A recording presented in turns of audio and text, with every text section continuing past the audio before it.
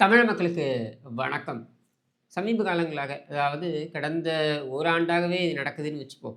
ஆனால் இந்த ஓராண்டாக நடந்து வந்ததெல்லாம் என்னன்னாக்க, விஜயுடைய அரசியல் பிரவேசம் குறித்து கருத்துக்கள், அப்புறம் அனாலிசிஸ்ன்ற பேர்ல, அதுக்கப்புறம் பார்த்தீங்கன்னா, அவருக்கு அறிவுரைகள், அப்புறம் அவர் என்னெல்லாம் செய்வார்கள், அவர் என்னெல்லாம் செய்ய முடியும், செய்வார் அப்படின்றதற்கான கணிப்புகள், இப்படின்னு சொல்லிட்டு நெறைய விஷயங்கள பேசுறது பார்த்துருக்கோம். என்னன்னா, பொதுவாகவே விஜய் பற்றிய பேச்சுக்கள் இருந்ததுன்னா, 2 வகைப்படும் அது. ஒண்ணு என்னன்னா, விஜயுடைய அந்த ரசிகர்கள். அவங்க ரசிகர்கள், அவங்க தொண்டர்கள்ன்னு எடுத்துக்கலாம். ஏன்னா, அவர் கட்சி ஆரம்பிச்சுட்டாரு. இன்னைக்கு ஒரு தொண்டர்கள் அவருக்கு இருக்காங்க. அப்படின்னும் பொழுது அந்த தொண்டர்கள். அடுத்தது என்னன்னா, விஜயை பிடிக்காதவர்கள். அதாவது விஜய்க்கு எதிராக ஒரு களமாட வேண்டும் என்று நினைக்கக்கூடியவர்கள். விஜயால் பாதிக்கப்பட்டிருப்பவர்கள். பாதிக்கப்படப் போகிறோம் என்று பயப்படக்கூடியவர்கள். இப்படி எப்படி எந்த கேட்டகரி வேணா எடுத்துக்கலாம்னு வச்சுக்கோங்க. இது ஒரு தனி கேட்டகரி. ஸோ விஜய்க்கு எதிர், விஜய்க்கு ஆதரவு அப்படின்ட்டு. இப்ப இந்த விஜய்க்கு ஆதரவா பேசக்கூடியவர்கள்ல பெரும்பாலானவர்கள் பார்த்தீங்கன்னாக்க, விஜயை பிடித்து பேசக்கூடியவர்கள் அவங்க கட்சியிலேயே இருக்காங்க. சில பேச்சாளர்கள் இருக்காங்க. அதை தவிர்த்து பேசக்கூடிய அனலிஸ்ட் அப்படின்னு வராங்க இல்லையா? இப்ப நம்ம ஐயநாதன் மாரியான ஆட்கள்லாம் வராங்க இல்லையா? இவங்கலாம் என்னன்னா ஒரு எதிர்பார்ப்பு. இவங்கெல்லாம் ஒரு 60 வயதை கடந்தவர்கள்னு வச்சுக்குவோம். அப்ப இவங்க நெறைய அரசியல் தலைவர்களை இவங்களுடைய அனுபவத்தில இவங்க நெறைய அரசியல் தலைவர்களை பார்த்திருப்பாங்க. அது மட்டும் இல்லாம நெறைய அரசியல் அ நகர்வுகள்ல இவங்களும் பின்னால இருந்திருப்பாங்க. ஆனா இன்னைக்கு இருக்கக்கூடிய இந்த அரசியல் களம் இருக்கு இல்லையா? அதாவது அ திரு கருணாநிதி, செல்வி ஜெயலலிதா இவங்கெல்லாம் போனதுக்கு அப்புறமான ஒரு அரசியல் களம் இருக்கு இல்லையா? இந்த மாறுபட்ட களத்தில இருக்கக்கூடிய இன்றைய ஜெனரேஷன் அவங்க கையில் எடுக்கக்கூடிய அந்த ஒரு மாற்றம் இருக்கு இல்லையா? இதுக்கு அசிமுலேட் ஆகுறதுக்கு இவங்கலாம் கொஞ்சம் கஷ்டப்படுறாங்க. இப்ப இவங்க என்னன்னா, அதிமுகவும், திமுகவும் கண்டுக்கல. அப்படின்னும் பொழுது ஒரு புதிய மாற்று வரும்பொழுது, இந்த மாற்று ஒரு மிகப்பெரிய ஒரு ஈர்ப்பு சக்தியை கொண்டிருக்கிறது அப்படின்னும் பொழுது, ஐயநாதன் போன்றவர்கள் கண்டிப்பா தமக்கு ஒரு வாய்ப்பு இதில கிடைக்கும்னு போய் உட்கார்றது இயல்பான ஒண்ணு தான். ஆனால், ஏதோ ஒரு காரணத்திற்காக அவர் அங்க நிராகரிக்கப்படுறார்ன்னு வச்சுப்போம். அந்த நிராகரிப்பை தாங்கிக் கொள்ள முடியாமல் அவருக்கு எதிராகவே திரும்புறாங்க. இப்படி ஒரு கும்பலும் இருக்கு. இவங்க எல்லாரும் பார்த்தீங்கன்னா, எல்லாம் மிகப்பெரிய அரசியல் ஆர்வலர்கள், அரசியல் அனலிஸ்ட்டு அப்படி இப்படின்னு ஒரு ஒரு பேர வச்சுப்பாங்கன்னு வைங்க. திறனாய்வாளர் இப்படின்லாம் கூட பேசிப்பாங்க. அரசியல் ஆர்வலர். இப்ப என்னெல்லாம் கேட்டா அரசியல் ஆர்வலர். எனக்கு அரசியல் மீது ஆர்வம் உண்டு. அதனால அரசியல் பேசுகிறேன். அதனால அரசியல் ஆர்வலர்ன்னு வச்சுப்போம். பட் நாங்க எல்லாருமே என்ன? ஒரு கேமரா, ஒரு ஸ்டூடியோல உட்கார்ந்து ஆத்து ஆத்துன்னு ஆத்துறது தான். ஒரு அரசியல் கட்சியை ஆரம்பிக்கக்கூடியவர், அவங்க அந்த ஆட்டத்திற்குள்ள இறங்கி இருப்பவர்கள். அப்போ அவங்களுக்கு இருக்கக்கூடிய புல்ஸ் அண்ட் பிரஷர். விஜய் என்ன ஒரு 4 கட்சி துவங்கி, இல்ல ஒரு கட்சியில பயணித்து, அதற்கப்புறம் இந்த அரசியல் கட்சியை ஆரம்பித்திருக்கிறாரா? இல்ல. விஜய் என்பவர் திரைத்துறையில் கோலோச்சியவர். அப்படி கோலோச்சிய காலகட்டத்திலேயே அவருக்கு ஒரு ரசிகர் மன்றம் என்று வைத்து, மக்களுடன் தொடர்புக்காக அந்த ரசிகர் மன்றம் நாடு முழுவதும் கூட வச்சுக்கலாம். இல்ல ஒரு அயலக அணின்னு வச்சிருக்காங்க இல்லையா திமுக. அந்த மாரி அயலகத்திலயும் கூட அவருக்கு நெறைய ஆதரவாளர்கள் இருக்கலாம். ஃபேன்ஸ் எல்லா இடத்துலயும் தான் இருப்பாங்க. இதையெல்லாம் ஒரு நெட்வொர்க்காக வைத்திருந்தவர்.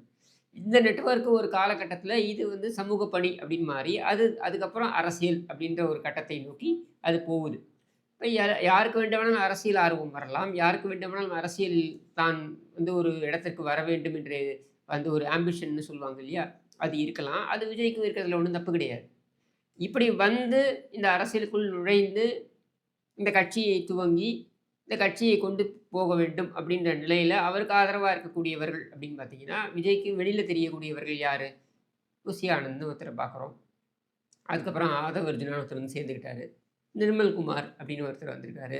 அப்புறம் அருண்ராஜ் அப்படின்றவர். இதெல்லாம் வெளியில வெங்கட் இப்படிலாம் நபர்கள் இதெல்லாம் வெளியில நம்ம வெளித்தோற்றமாக பார்க்கக்கூடியவர்கள். இவர்களை வைத்து மட்டுமே விஜய் காய் நகர்த்துவாரா? அப்படின்னா, என்னை பொறுத்தவரைக்கும் நான் அறிந்த வரையில் இல்லை. அப்ப அவருக்கு சில கான்டாக்ட்ஸ் இருக்கும்.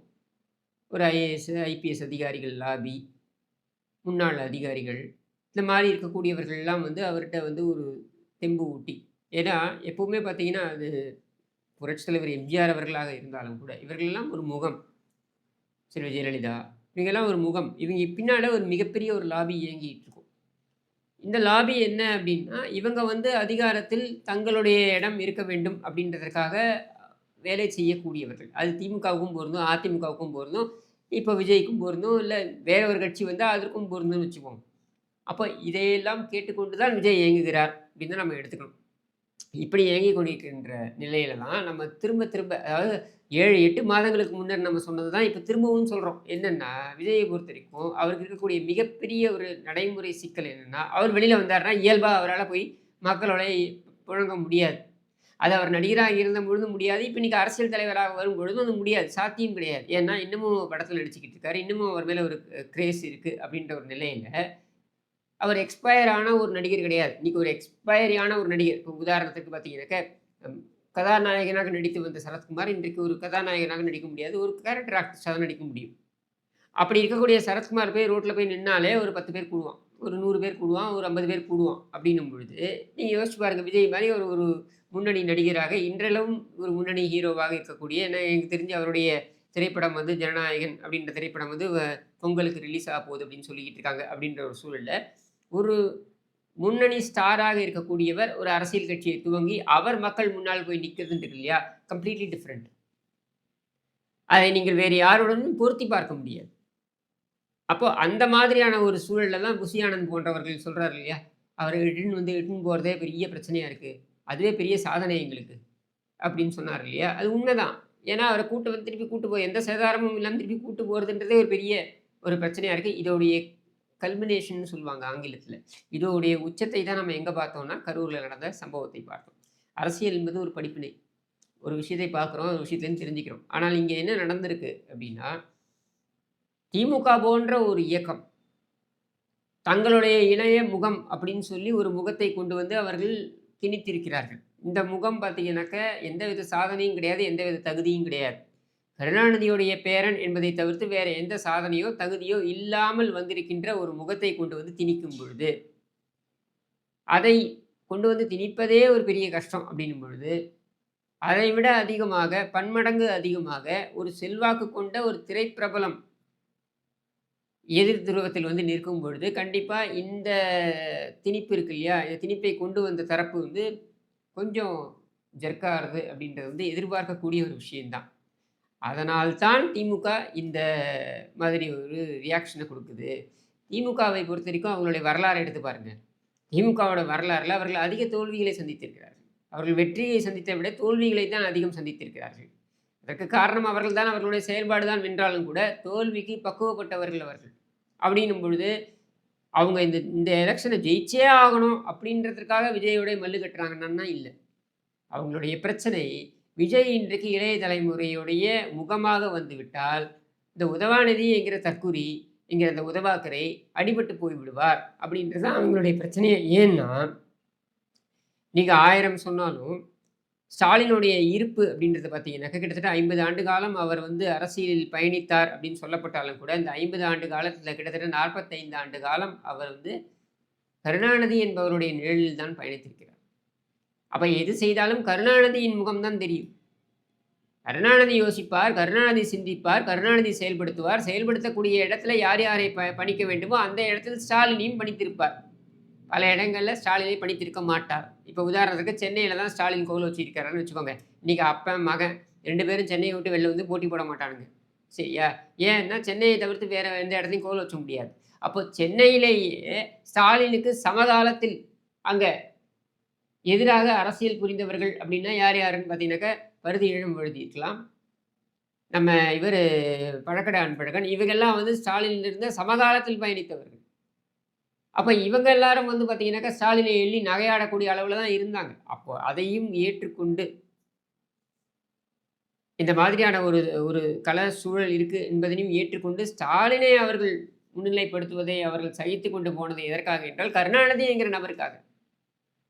இப்படித்தான் அந்த அரசியல் சூழல் ஸ்டாலினை சுற்றியே இருந்திருக்கிறது. இப்போ ஸ்டாலினை கடந்து உதயநிதி என்று கொண்டு வந்து இவர் திணிக்கும் பொழுது, இந்த 4 1/2 ஆண்டுகள் உதயநிதியுடைய பயணத்தை நம்ம பார்த்துருக்கோம். ஒண்ணும் கிடையாது. கிறுக்க மாரி சிரிச்சுக்கிட்டு, 2 வருஷம் முன்னாடி ஏதோ துணை முதலமைச்சர் ஆற வரைக்கும் பார்த்தீங்கன்னாக்கா, டெய்லி 6 படம் பார்த்துக்கிட்டு, எந்த படத்த விநியோகம் பண்ணலான்னு பார்த்துக்கிட்டு, யோசிச்சுக்கிட்டு, இதுதான் முழு நேர வேலையாக செய்து கொண்டிருந்து, பார்ட் டைம் வேலையாக இந்த அமைச்சர் வேலை அல்லது எம்எல்ஏ வேலையை செய்து கொண்டிருந்தார். அதுக்கப்புறம் அமைச்சர், துணை முதலமைச்சர் இதெல்லாம் வந்துருச்சுன்னு வச்சுக்கோங்க. இப்ப வந்ததுக்கப்புறமா அதே வேலைய தான் பண்ணிட்டு இருக்காரு. இப்ப Instagramலயே நான் அசிங்கப்பட்டு போய் நின்னாங்கன்னு வச்சுக்கோங்க. அதுதான் நம்ம கூட சொன்னோம்.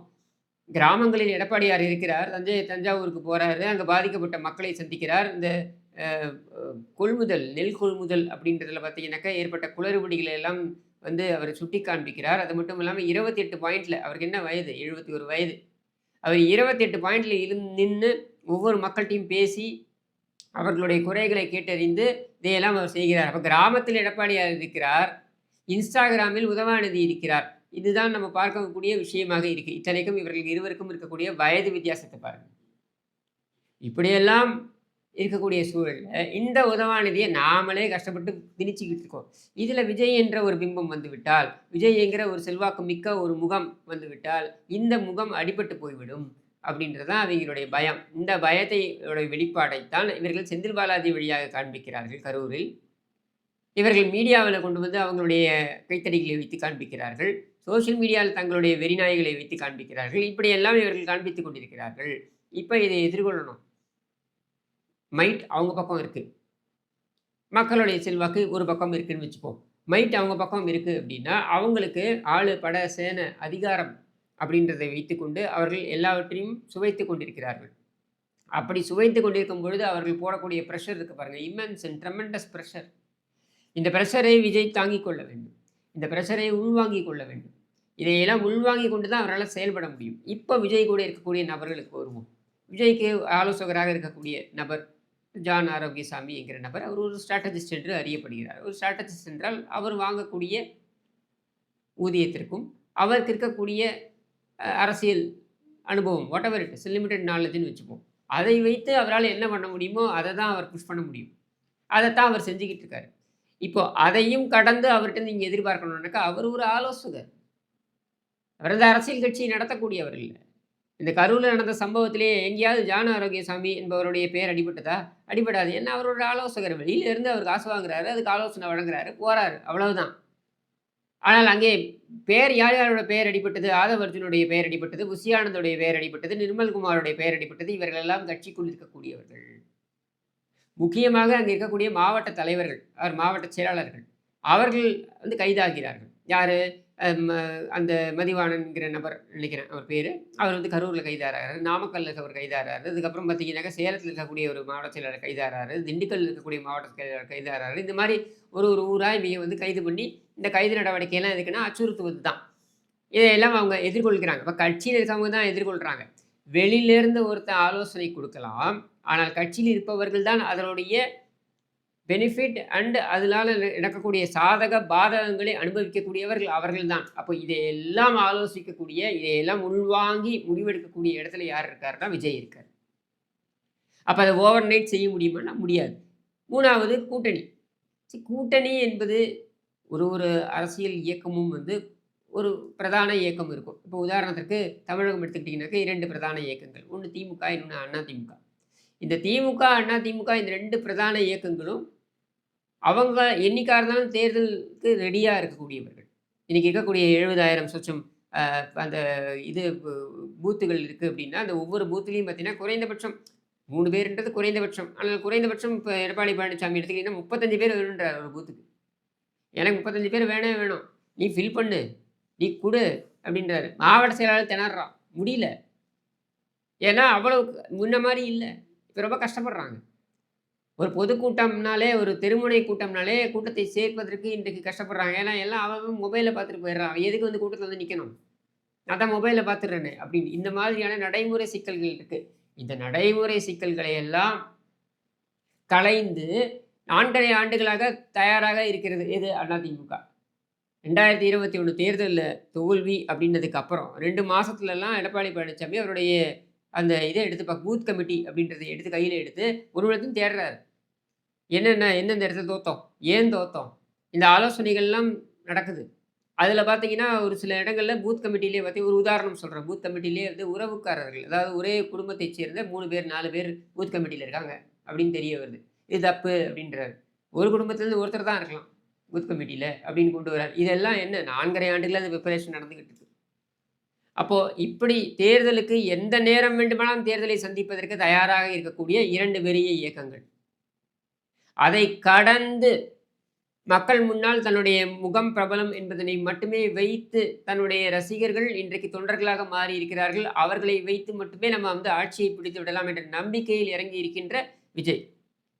சரியா? இது தப்புன்னு ரைட்டு. இந்த ஆர்குமெண்ட்டுக்குள்ளேயே நான் போகல. At the end of the day திமுகவுக்கு ஓட்டு போடணுமா? அதிமுகவுக்கு ஓட்டு போடணுமா? விஜய்க்கு ஓட்டு போடணுமா? பிஜேபிக்கு ஓட்டு போடணுமா? காங்கிரஸுக்கு ஓட்டு போடணுமா? என்றதெல்லாம் முடிவு செய்யக்கூடியது மக்கள். நான் கிடையாது. எனக்காக மட்டும் தான். என்னோடது ஒரு ஓட்டு தான். மற்றதெல்லாம் மக்கள் தான் முடிவு பண்ணணும். அவங்கவங்க முடிவு பண்ணிப்பாங்க. ஆனால் இந்த நடைமுறை சிக்கல்களை எல்லாம் அவர் மனதில் வைத்திருப்பார். 234 தொகுதிக்கு வேட்பாளர் போடணுங்க. 234 தொகுதியும் நானே தான் நிற்கப் போகிறேன் என்று கூட அவர் மதுரையில் நடந்த அந்த மாநாட்டில பேசியிருக்கலாம். ஆனால் 234 தொகுதியில கிட்டத்தட்ட 46 தொகுதிகள் நினைக்கிறேன். 44 தொகுதிகள் எஸ்சி தொகுதிகள், 2 தொகுதிகள் எஸ்டி தொகுதிகள். பழங்குடியினருக்கான தொகுதிகள். இந்த ஒதுக்கீடு செய்யப்பட்டிருக்குன்னு வச்சுக்கோ. இந்த 46 தொகுதிகளுக்கு நீ எங்க போவ? வேட்பாளர்களுக்கு. வேட்பாளர்கள் கிடைப்பாங்க. லட்சக்கணக்கான ரசிகர்கள் இருக்காங்க. அவங்க தொண்டர்களா மாறியிருக்காங்க. தொண்டர்கள் யாராவது ஒருத்தர் நம்ம வேட்பாளர் ஆக்கலாம். ஆனால் அவர்களுடைய தகுதி என்ன அப்படின்றத ஆராயக்கூடிய இடத்துல மக்கள் இருக்காங்க இல்லையா? அப்ப அவங்க என்ன பண்ணுவாங்க? அவங்க இத தேர்வு செய்வாங்களா? விஜயை பார்ப்பார்களா? இல்ல தொண்டர்களை பார்ப்பார்களா? விஜய் சொல்லலாம், எல்லா இடத்துலயும் நானே நிற்கிறதா நீங்க நினைங்கன்ட்டு. ஆனால் அந்தந்த ஏரியால தினம் தினம் அவர்களுடன் புழங்கிக் கொண்டிருக்கின்ற நபர்கள் இருக்கிறார்கள். அது யாரு அப்படின்னா, அது அதிமுகவுடைய தொண்டர்கள், திமுகவுடைய தொண்டர்கள். இவங்க வந்து மக்களுடைய மக்களா புழங்கிட்டு இருக்காங்க. இன்னைக்கு இப்போ தீபாவளி போச்சுங்க. 3 நாள் முன்னாடி தீபாவளி போச்சு. தீபாவளிக்கு பார்த்தீங்கன்னாக்கா, அங்கங்க லோக்கல்ல இருக்கக்கூடிய இவங்க பார்த்தீங்கன்னா கூட்டங்கள், திருமுனை கூட்டங்கள், ஏதோ ஒரு பேர் சொல்லி ஒரு திருமுனை கூட்டம் நடத்துறாங்க. அந்த இப்போ ஆண்டு விழா, அதிமுகவுடைய ஆண்டு விழா அப்படின்னு சொல்லி அக்டோபர் 17த்லயே அதை முன்னிட்டு அதிமுகவுடைய ஆண்டு விழான்னு சொல்லி ஒரு கூட்டம் நடத்துவாங்க. அங்கே வரக்கூடியவங்களுக்கு பார்த்தீங்கன்னாக்கா, அவங்களுக்கு சன்மானங்கள், பொருட்கள் குடுப்பாங்க. இது வந்து மக்களோட மக்களாக புழங்கிக் கொண்டிருக்கக்கூடியவர்கள். இப்படி இருக்கக்கூடியவர்களை மீறி அவர்கள் கொண்டு போய் அந்த ஓட்ட போடுவாங்களா அப்படின்னா, அதில சில கேள்விகள் இருக்கு. அதை மீறி விஜய் வெற்றி பெறுகிறார் என்றால் மாபெரும் வெற்றி தான். அதை யாரும் தப்புன்னு சொல்ல போறதில்ல. இல்ல அதை யாரும் வந்து தடுத்து நிறுத்த முடியாது. ஆனால் இதெல்லாம் நடைமுறை சிக்கல்கள். இந்த சிக்கல்கள்லாம் விஜய்க்கு தெரியாதா? கண்டிப்பா தெரியும். அப்ப எடுத்தேன் கவிழ்த்தேன்னு முடிவெடுக்க முடியுமா? இப்ப கரூருக்கு போகணும் அப்படின்னா, அந்த சுத்தி இருக்கக்கூடியவர்கள் திட்டமிடணும். சுத்தி இருக்கக்கூடியவர்கள் திட்டமிடக்கூடிய அளவிற்கு இவர்கள் அனுபவம் வாய்ந்தவர்களா என்றால், அனுபவம் வாய்ந்திருந்தால் கரூர் போன்ற ஒரு பிரச்சனை நடந்திருக்காது. அப்போ அந்த நடைமுறை சிக்கலை அவர் தெரிந்து வைத்திருக்கிறார். இதுக்காக இவங்கெல்லாம் தூக்கி வெளில போட்டுற முடியுமான்னா, அப்படி பண்ண முடியாது. இது திரைப்படம் கிடையாது. எடுத்தேன் கவிழ்த்தேன் நீங்க தூக்கி ஒருத்தர வெளில போட முடியாது. அப்போ இவர்களை வைத்துத்தான் நீங்க செயல்பட வேண்டும். அந்த செயல்படுறதும் பார்த்தீங்கன்னாக்கா, திட்டமிடலின் அடிப்படையில இருக்கணும். கடந்த கால தவறுகளிலிருந்து நம்ம வந்து முன்ன போகணும். இப்போ இன்னொரு பிரச்சனை இருக்கு. என்னன்னா 5 மாதங்கள்லேருந்து 6 மாதங்கள் தான். ஜனவரியிலேருந்து போல் மோடுக்கு போயிடுவாங்க எல்லாரும். பிப்ரவரி மத்தியில பார்த்தீங்கன்னாக்கா, தேர்தல் பிரச்சாரத்தையே ஆரம்பிச்சுருவாங்க. இப்பவே ஆரம்பிச்சுட்டாங்க. அப்போ அந்த பிரச்சாரம் என்பது இன்னும் ஹைட்டெண்ட் ஆயிடும். தெரு முனை பிரச்சாரங்கள் வரைக்கும் வந்துரும். அப்படி இருக்கும் பொழுது, நமக்கு இருக்கக்கூடிய மாதங்கள் எத்தனை? கிட்டத்தட்ட அக்டோபருடைய முடிவுக்கு வந்துட்டோம் நம்ம. அப்படியே நவம்பர், டிசம்பர், ஜனவரி 3 மாதங்கள் தான். இந்த 3 மாதங்கள்ல நீங்க இந்த 70,000 சொச்சம் போலிங் பூத்துக்கும் ஆட்களை நிறுவி, ஆட்களை போட்டு, இதில மாவட்ட செயலாளர்கள்லேருந்து கீழ் நிலை வரைக்கும் நீங்க கொண்டு போய் ஆட்களை போட்டு, இதையெல்லாம் செய்றதுன்றது பெரிய டாஸ்க். இப்ப இந்த கரூர் சம்பவத்தை வைத்து திமுக மிக சாதுரியமாக, சாமர்த்தியமாக உங்களை கிட்டத்தட்ட ஒரு 1 மாதம் உங்களை முடக்கிவிட்டது. அப்ப இந்த 1 மாதம் லாஸ் தான். ஏன்னா தேர்தல் நேரத்தில ஒவ்வொரு நாளும் முக்கியம். இதே 1 மாதத்தில பார்த்தீங்கன்னாக்கா, எடப்பாடி பழனிசாமி கிட்டத்தட்ட 40 தொகுதிகள்ல போய் அவர் சுற்றுப்பயணம் முடிச்சுட்டாரு. ஸோ அப்படி பார்க்கும் பொழுது, தயாராவதற்கான அந்த பிரச்சனைகளும் இருக்கு. இதன் நடுவுல நீங்க அக்டோபரே வந்து கூட்டணிய பற்றி பேசினீங்கன்னா, அதற்கான மைலேஜ் இருக்குமான்னா, இருக்காது. அப்ப விஜய் கூட்டணி போக வேண்டுமா? கூட்டணி இல்லாமல் தனித்து போக வேண்டுமா? அப்படின்ற ஒரு கேள்வி அவர் மனதில ஓடிக்கிட்டு இருக்கும். அதுல அந்த கூட்டணியில போனா அதிமுக தலைமையிலான கூட்டணி அப்படின்றதுல போனாருனாக்கா, அங்க பாஜகவும் இருக்கிறது என்கிற பொழுது, அதில இருக்கக்கூடிய நெருடல்கள் அப்படின்றதும் இருக்கும். சரி, அதை தவிர்த்து பார்க்க வேண்டியது. விஜய் தனது கூட்டணி தலைமையிலேயே போறாருன்னே வச்சுப்போம். விஜய் தனது தலைமையில் கூட்டணி போறாருன்னா, யார் வரப்போறாங்க அந்த கூட்டணிக்கு? அப்படின்றதுலயும் சில கேள்விகள்லாம் இருக்கு. டைம் ஸ்பேன் ரொம்ப குறைவா இருக்கு. அப்ப இந்த நெருக்கடிகள் எல்லாம் எதிர்கொண்டு, இந்த டைம் ஸ்பேனையும் மனதில் கொண்டு, அவர் சில முடிவுகளை எடுக்க வேண்டும். அப்ப அந்த முடிவுகள் சினிமாத்தனமா இருக்க முடியாது. திரைப்படங்கள்ல நீ எடுத்தேன் கவிழ்த்தேன்னு முடிவுகள் எடுக்கலாம். படம் ஓடப்போகுது, இல்ல ஓடாம போகுது. ஆனால் அரசியல் என்பது அப்படி கிடையாது. உன்னுடைய எதிர்காலத்தை மட்டும் மனதில் கொண்டது கிடையாது. உன்னை சுற்றி இருப்பவர்களுடைய எதிர்காலத்தையும் மனதில் கொண்டது. உன்னுடைய சுற்றி இருப்பவர்கள் அப்படின்னா, ஒரு திரைப்படத்தில பார்த்தீங்கன்னாக்கா, திரை தொழிலாளர்கள்னு எடுத்தீங்கன்னாக்கா, ஒரு சில 1000 பேர் உங்கள சுற்றி இருப்பவர்கள் பயனாளிகளா இருக்கலாம். ஆனால் ஒரு அரசியல் கட்சி என்று வரும்பொழுது லட்சக்கணக்கானோர் இதில பயனாளிகளாகவும் இருக்கலாம், பாதிக்கப்படக்கூடியவர்களாகவும் இருக்கலாம். அது மட்டும் இல்லாமல் 8,00,00,000 மக்களுடைய வாழ்வாதாரம் குறித்த ஒரு ஒரு ஒரு முக்கியமான நிகழ்வு தான் தேர்தல் என்கிற திருவிழா. ஜனநாயகத்தில் அப்படின்னும் பொழுது, அதற்கு எந்த அளவுக்கு அவர் தயாராக இருக்கிறார் அப்படின்றதையும் அவர் யோசிப்பார். அது மட்டும் இல்லாமல், நாம முதல்ல நம்மளுடைய செல்வாக்கு என்ன என்பதனை வெளிக்காட்ட வேண்டும். அந்த செல்வாக்கை வெளிக்காட்ட வேண்டும் என்று போகும்பொழுது, அதில சில இடர்பாடுகளே சதியினால் வந்து நடக்கும். இயற்கை பிரச்சனையினால நடக்கும். இப்போ உதாரணத்திற்கு ரஜினிகாந்த் எடுத்துக்கிட்டீங்கன்னாக்கா 2020ல அவர் சொன்னது என்ன? கோவிட் என்கிற அந்த ஒரு இயற்கை இடர்பாடு. ஒண்ணும் பண்ண முடியல. இட்ஸ் எ கலா இட் இஸ் அ என்ன சொல்ல மேன் மேட் டிசாஸ்டர்ன்னு வச்சுட்டாலும் இட் இஸ் அ டிசாஸ்டர். ஒரு காலரா, ஒரு வேற ஒரு ஒரு பெருநோய் போன்ற ஒரு பிரச்சனை, பிளேக் போன்ற அந்த மாரியான அந்த காலகட்டத்தில அதுக்கான மருந்துகள் கண்டுபிடிக்கப்படல. அப்படின்னும் பொழுது யாருக்கு வேண்டுமானாலும் தொற்று வரலாம் அப்படின்ற ஒரு சூழல்ல லட்சக்கணக்கான மக்களை கூட்டி அவர்கள ரிஸ்க்ல நான் விடணுமா? நாளைக்கு எனக்கு உடல் ரீதியா ஏதாவது ஒரு பிரச்சனை ஆயிடுச்சுனாக்க, அப்போ அதனுடைய எதிர்காலம் என்னவாகும்னு யோசிக்கக்கூடிய நிலைக்கு தள்ளப்பட்டார் பாருங்க ரஜினிகாந்த். Super star Rajinikanth. அதே போன்று தான் இயற்கை இடர்பாடுகளும் வரலாம். இது எதையுமே நம்ம கணிக்க முடியாது. அப்போ இதில கணிக்கக்கூடிய விஷயங்கள் என்ன? நம்ம கையில இருக்கிறது 5 மாதங்கள். இந்த 5 மாதங்கள்ல எத செய்ய முடியும், எது செய்ய முடியாது. இனி கடந்த கால தவறுகள்லேருந்து எப்படி நிவர்த்தி செய்து எடுத்துட்டு போகலாம். இப்படியான பல விஷயங்களைத்தான் அவர் அலசி ஆராய்ந்து கொண்டிருப்பார். அவர் அதை அலசி ஆராய்ந்து கொண்டிருக்கின்ற அதே சமயம், அவர் மீது சேற்றை வாரி இறைப்பதற்கும் ஒரு கும்பல் தயாராக இருக்கும்.